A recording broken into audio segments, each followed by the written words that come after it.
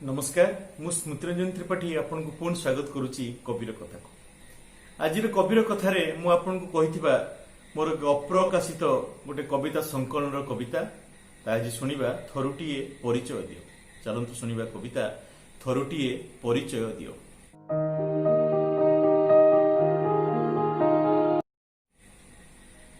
मु कुंढेई धरिले तुमे भूपतित हुओ, पुणी शून्य को टेकिले तुमे महाशून्य लीने होई जाओ।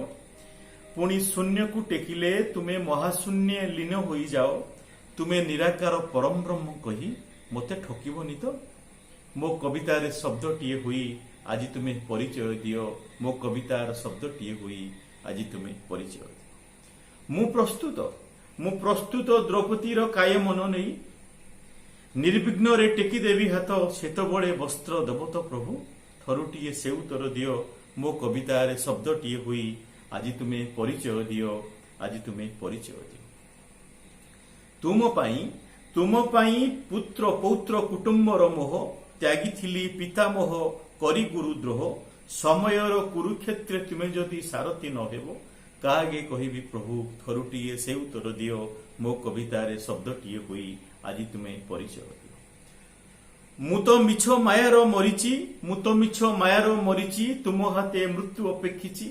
मो माया डाक शुणी जदि न आसिबो प्रभु, मु कागे कहिबी। थरुटिए से उत्तर दियो। मो कवितार शब्दटीए हुई आज तुमे परिचय दियो। मो देहरे शताब्दीर व्यथा, प्रतिक्षणे भोगुची मु प्रसव जंत्रणा।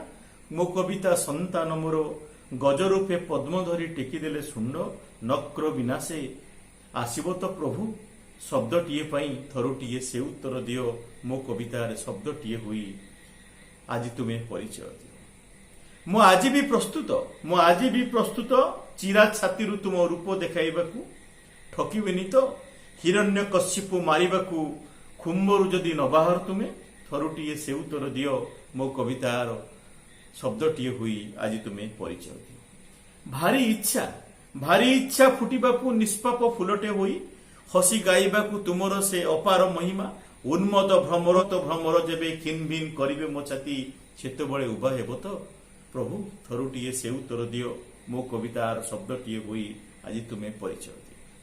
मु तो पत्थर रे अनुभूची तुमर अस्तित्व। शून्य को भावी केते लिखिची कविता। पुणी कहीं राति सह पाई जाए मु, शब्दटीए पाई थरुटिए से उत्तर दियो। मो कवितार शब्दटीए हुई आज तुमे परिचय दियो।